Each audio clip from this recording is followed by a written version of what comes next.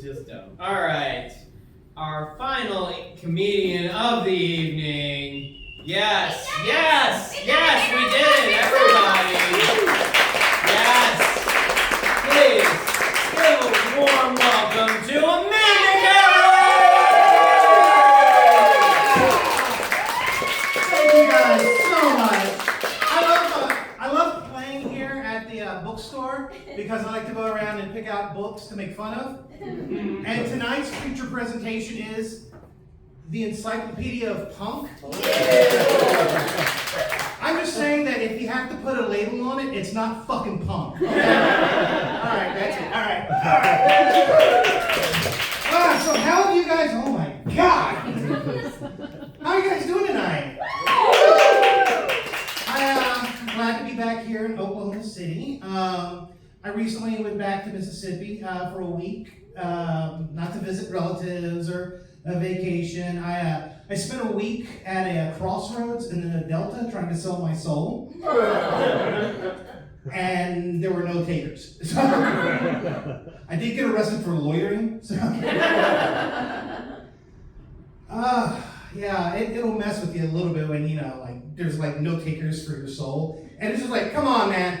Look, 50% off, dude. I'm middle aged. Come on. Come on. It's not like I'm asking to be like president. I just want a really nice like ice cream cone at this point. Come on, something. Jesus. Yeah, I have low self-esteem, and for a bit there when I was doing comedy, I took a break for about 1.5 years from doing comedy. Instead of doing comedy, I went out to go find myself, and I did. I don't recommend it. Because you will find yourself, and it will be the most disappointing thing you have ever seen. It's like seeing the Alamo for the first time. That's it. That's it. It's like an Amarillo rest stop. What the fuck?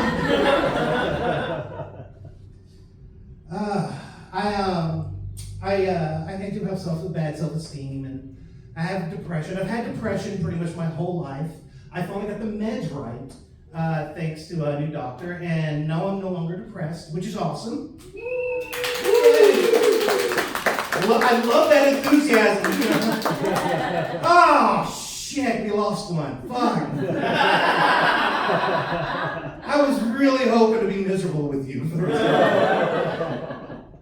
No, it was awesome because I didn't expect it, you know, like, because I was taking the meds and like I was still sad and all that stuff, and everything in my life was still shitty. And then one day I went outside to go smoke a cigarette, you know, I'm just sitting there going like, oh wait, I don't want to die anymore. Is this how normal people feel? What the fuck? Oh, everything still sucks, but I do not want to die. And it's so weird that happens, because what they don't explain to you usually is that, you know, when you have lifelong chronic depression, is that it's the brain juices in there that make you sad and all that stuff. But after a certain point, it starts wiring your brain.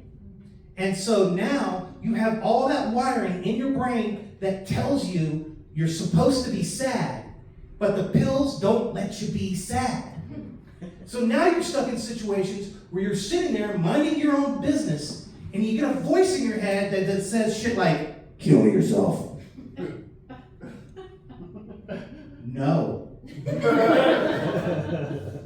Kill yourself. I'm watching Fallout right now. You're worthless. I'm working on me.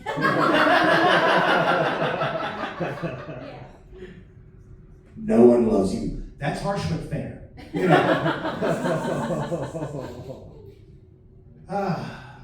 Part of my depression comes from the fact that I grew up transgender.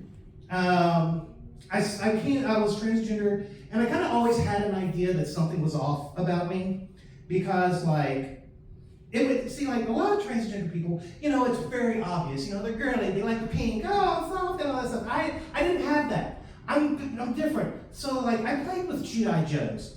But like the boy Joes and the girl Joes had like romantic subplots, you know?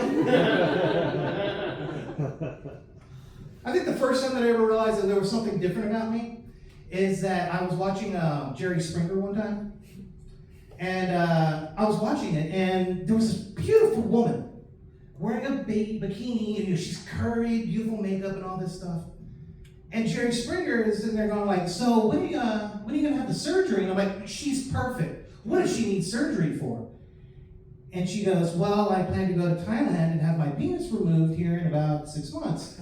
And my reaction as a 12-year-old was, ah! And I start flipping around the channels. Ah! I get all the way back around. Ah! Go on.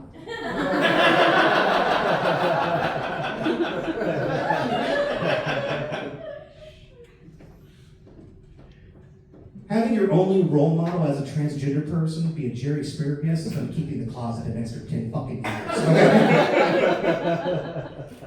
But yeah, I grew up in a small town in the South where there were no gay people. And you're thinking, well, that can't be true. No, there were no gay people. And if you ask, you're going to have to leave town. So I didn't have role models. I didn't know what it was like. So, like, I knew that there was something wrong and I have to be different. I have to compensate. I can't be girly. I can't want to be a woman. So I'm going to be a dude. And so, you know, I did stuff like play high school football. And I was good. I played on the offensive line. And, you know, like, I did stuff like join the army. I fucked that up. I fucked it up because I thought I was going to be a badass, and I joined the Mississippi National Guard. There's nothing badass about the Mississippi National Guard. There is no Call of Duty guard at Walmart during a hurricane. You know?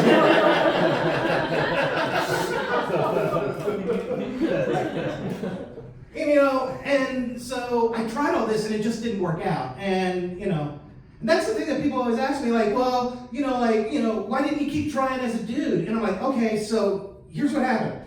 I joined the Army. I played high school football. I joined the Army.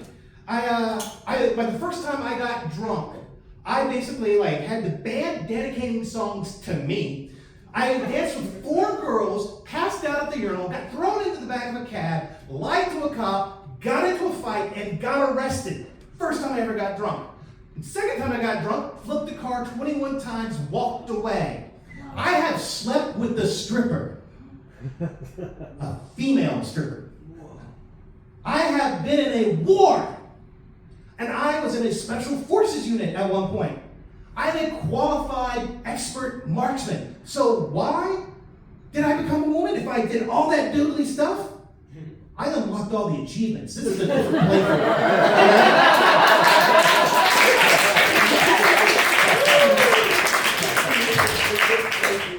So when people ask me, you know, like, so you spend a lot of time as a guy, now you're living as a woman, what's the biggest difference between the two? And I honestly have to tell the truth, after living as a woman for like 25 years, and a guy's like 25 years or something around that like that, I'll be honest, the biggest difference between being a man and a woman is that when somebody calls you mommy during sex, it's way fucking creepier than being called daddy. Okay? Not even mandatory.